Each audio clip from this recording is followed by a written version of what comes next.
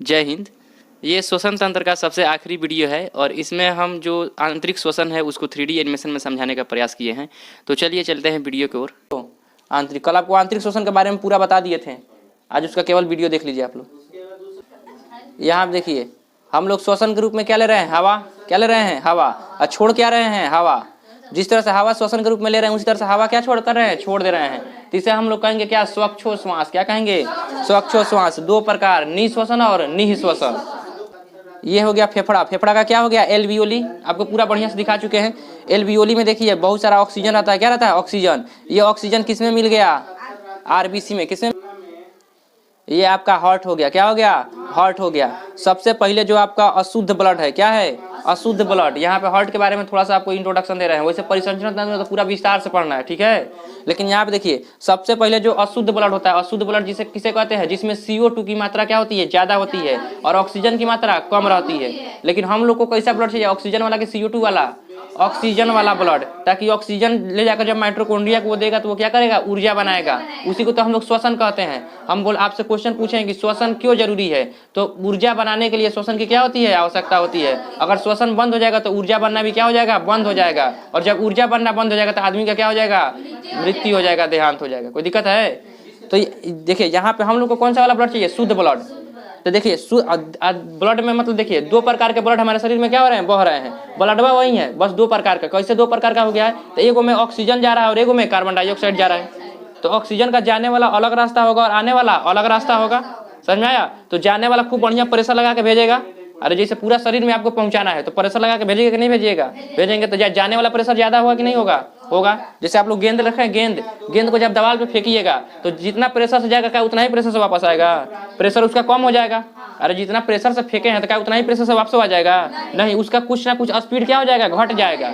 समझ में आया?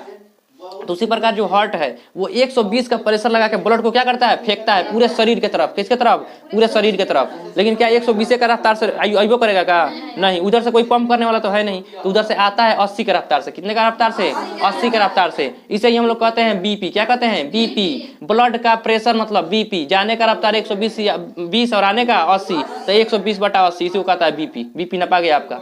जाकर बीपी नापने वाले को मशीन आता है, देखिएगा उसमें क्या होता है। क्या होगा? 120/80। अगर इससे ज्यादा हो गया तो हाई बीपी, इससे लो हो गया तो लो बीपी। कोई दिक्कत है? तो ये क्या हो गया? बीपी। तो ये हो गया ब्लड। ब्लड बोला हार्ट। क्या हो गया? हार्ट। हार्ट में 4 चेंबर होते हैं। कितने चेंबर होते हैं? 4 चेंबर होता है। समझ में आया? तो हार्ट का 4 चेंबर होता है, जिसमें एक ऊपर होता है और दूगो नीचे होता है। दूगो ऊपर और दूगो नीचे। जैसे यहाँ हार्ट हो गया। हार्ट को हम 4 भाग में बांटते हैं। कितने भाग में? 4 भाग में। समझिए, यहाँ पे अभी प्रसंचरण तंत्र में तो इसको बताएंगे ही। तो हार्ट को हम कितने भाग में बांटते हैं? 4 भाग में। दूगो एगो देखिए, यहाँ पे ऊपर हो गया, ये वाला क्या हो गया? ऊपर वाला। और ये वाला क्या हो गया? नीचे वाला। क्या हो गया? नीचे वाला। क्या हो गया? नीचे वाला। समझ में आया? तो इसका 4 गो चेंबर होता है। इसको मान लीजिए, इसको कहा जाता है क्या? अलिंद। क्या कहा जाता है? अलिंद। और नीचे वाले को कहा जाता है नीले। क्या कहा जाता है? नीले। ऊपर वाले को अलिंद और नीचे वाले को नीले। दिखाई दे रहा है? ऊपर वाले को क्या कहेंगे? अलिंद और नीचे वाले को नीले। ठीक है। जो अलिंद होता है ये रिसीव करने का काम करता है। क्या करने का काम करता है? रिसीव करने का काम करता है। ये ब्लड को क्या करता है? रिसीव करता है। ब्लड को क्या करता है? रिसीव करता है। इसके अलावा इसका कोई भी काम नहीं है। कोई दिक्कत? तो ब्लड को रिसीव करने का काम कौन करता है? अलिंद। कौन करेगा?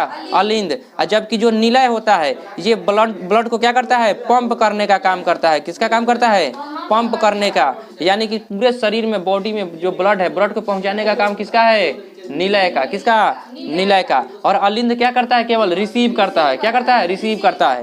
तो देखिए, ब्लड का अभी हम हार्ट का कितना टुकड़ा किए हैं? 2 टुकड़ा, एगो ऊपर और एगो नीचे। ऊपर वाले को क्या कहेंगे? अलिंद और नीचे वाले को निलय।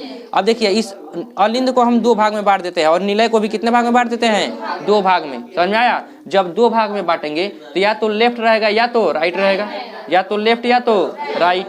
तो बताइए, 2 भाग में बांट दिए तो एक लेफ्ट में बटेगा और एक वो राइट में बटेगा। तो ये हो गया आपका राइट वाला। क्या हो गया? राइट वाला। ये राइट हो गया। आपको लग रहा होगा सर जी राइट इधर वाला ना होगा, आपका दाहिना हाथ कौन है? इधर वाला। तो आपको कहिएगा सर जी राइट इधर वाला होगा, तो इधर वाले को आप कह रहे हैं कि लेफ्ट होगा। ये वाला क्या होगा? लेफ्ट होगा। और इधर वाले को आप राइट कह रहे हैं। बायोलॉजी जो है, बायोलॉजी बॉडी को ऐसे मानता है, जैसे सीधा बैठ गए ना हम तो बायोलॉजी हमारा जो राइट साइड है, अभी राइट साइड कौन है, ई वाला है, इसीलिए इसमें राइट साइड वाला कौन है, ई वाला है, और लेफ्ट साइड हमारा कौन है, ई वाला, तो इसीलिए लेफ्ट साइड को क्या मानता है, लेफ्ट। तो बायोलॉजी हम लोग को ऐसे मानता है, राइट है तो राइट और लेफ्ट है तो लेफ्ट। वो ऐसे नहीं मानता जैसे आप लोग बैठे हैं इस तरह से, तो ये आपका राइट हो गया, ये आपका लेफ्ट हो गया, ऐसे नहीं मानता, ये ऐसे मानता है बायोलॉजी। समझ में आया।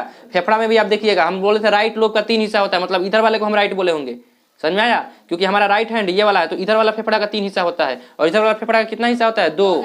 समझ में आया। राइट सुपीरियर और राइट इंफीरियर, और एक राइट मिड लोब होगा, और इधर लेफ्ट वाले का कितना होता है, 2 गो, केवल लेफ्ट इंफीरियर और लेफ्ट सुपीरियर। कोई दिक्कत है। तो फेफड़ा का भी देखिए, फेफड़ा भी कैसे होता है, शरीर हम लोग का बायोलॉजी ये वाला मांगता है कि अगर राइट है तो राइट वाला होगा, लेफ्ट होगा तो लेफ्ट वाला होगा।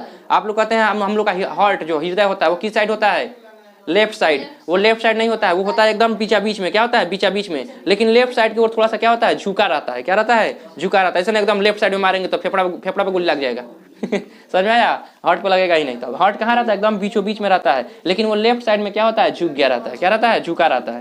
कोई दिक्कत है। तो बीच से किस तरफ झुक गया है, लेफ्ट साइड, इसलिए हम कहते हैं हार्ट लेफ्ट साइड है। कोई दिक्कत है। तो यहाँ देखिए, हम लोग का जो राइट है, हम लोग का राइट हैंड कौन है, ये वाला है, तो इसको हम लोग क्या मानेंगे, राइट।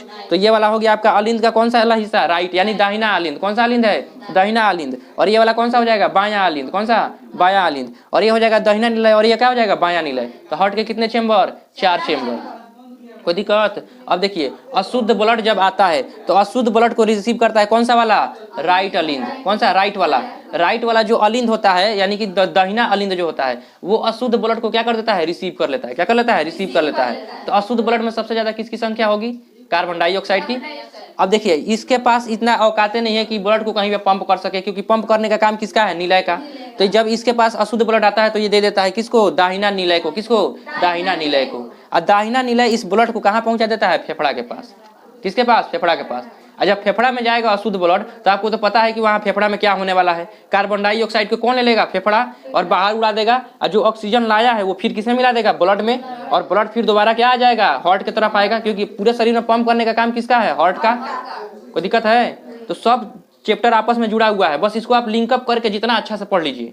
कोई दिक्कत। अब यहाँ देखिए, अभी तक में कोई किसी को डाउट नहीं ना है, आगे बढ़े। अब यहाँ देखिए, हम लोग अशुद्ध ब्लड कहाँ पे लाए हैं, दाहिना अलिंद। कहाँ पे, दाहिना अलिंद। उसके बाद से कहाँ गया है, दाहिना निलय। और दाहिना निलय किसके पास पहुंचा दिया, फेफड़ा के पास। और फेफड़ा उस ब्लड को कैसा कर देगा, शुद्ध कर देगा। तो कहेगा ब्लड के शुद्धिकरण का काम कौन करता है, तो फेफड़ा करता है। कौन करता है, फेफड़ा करता है। कोई दिक्कत है।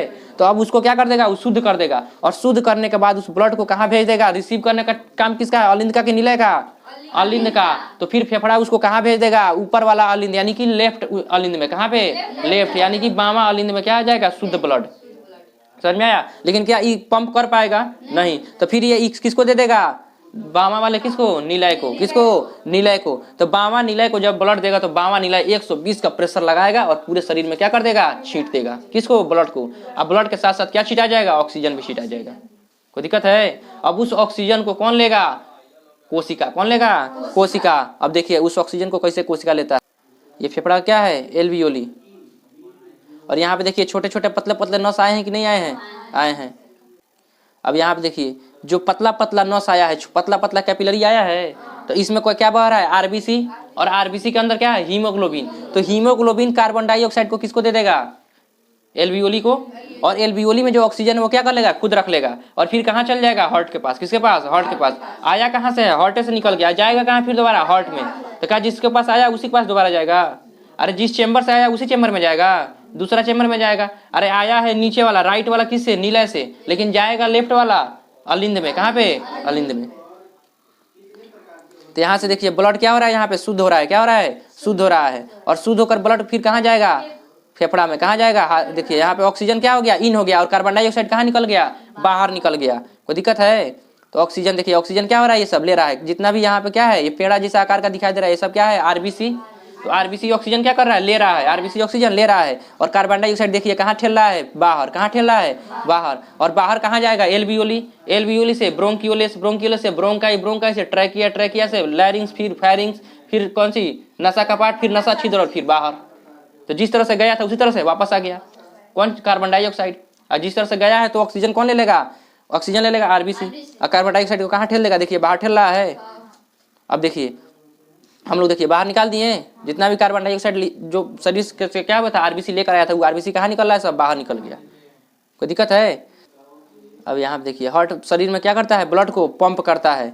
हार्ट पूरे शरीर में ब्लड को क्या कर रहा है, पंप कर रहा है। और पंप करेगा तो ऑक्सीजन भी पंप हो जाएगा कि नहीं हो जाएगा, हो जाएगा। तो पूरे शरीर में जब पंप करेगा तो ऑक्सीजन की जरूरत किसको है, कोशिकाओं को। किसको, कोशिकाओं को। देखिए बहुत सारी छोटी छोटी कोशिका दिखाई दे रहा है, इन सभी कोशिकाओं के पास कौन आया है, ब्लड। ब्लड में कौन सा, आरबीसी। कौन आया है, आरबीसी। और आरबीसी के अंदर क्या पाया जाएगा, हीमोग्लोबिन। अब देखिए यहाँ आरबीसी देखिए पूरा जो ऑक्सीजन लेकर आया है, सब ऑक्सीजन कोशिकाओं में छीट रहा है कि नहीं छीट रहा है, सब ऑक्सीजन कोशिकाओं में क्या कर दिया, छीट दिया। अब ये कोशिका क्या करेगा, लेकर कौन सा श्वसन करेगा, वायु के संपर्क में, वायवीय श्वसन। उससे पहले आप देखिए जब ये ऑक्सीजन किसको देगा, कोशिका को, तो कोशिका किसको पकड़ कर रखेगा, हीमोग्लोबिन जो है, हीमोग्लोबिन को पकड़ कर रखेगा। पकड़ कर रख इसको, अभी इसमें ठूसना है क्या, कार्बन डाइऑक्साइड। समझ में आया?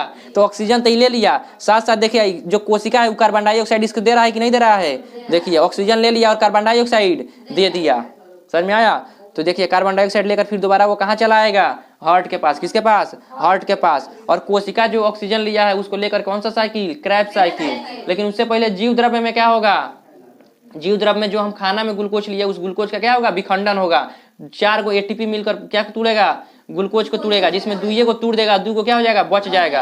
कितने एटीपी में, कितने पायरुवेट एसिड, 2 गो पायरुवेट एसिड में एक पायरुवेट एसिड का मान 18 एटीपी, तो यानी कि 2 को मिलाकर 36 एटीपी। अब माइटोकॉन्ड्रिया को कितना चाहिए, 38 एटीपी। तो जो 2 को बचा था उसको लेकर 38 एटीपी लेकर कौन सा साइकिल, क्रैब साइकिल। तो ऑक्सीजन की उपस्थिति में तो उसे कहेंगे वायवीय श्वसन, जीव द्रव्य में अवायवीय श्वसन। कोई दिक्कत? और उससे हमको क्या मिलेगा, ऊर्जा मिलेगा। तो हमारे शरीर का ऊर्जा गृह किसे कहेंगे, माइटोकॉन्ड्रिया। किसको, माइटोकॉन्ड्रिया। तो हम लोग का इंटरनल श्वसन क्या होता है, समाप्त होता है। तो उम्मीद करते हैं ये आपको समझ में आया होगा वीडियो।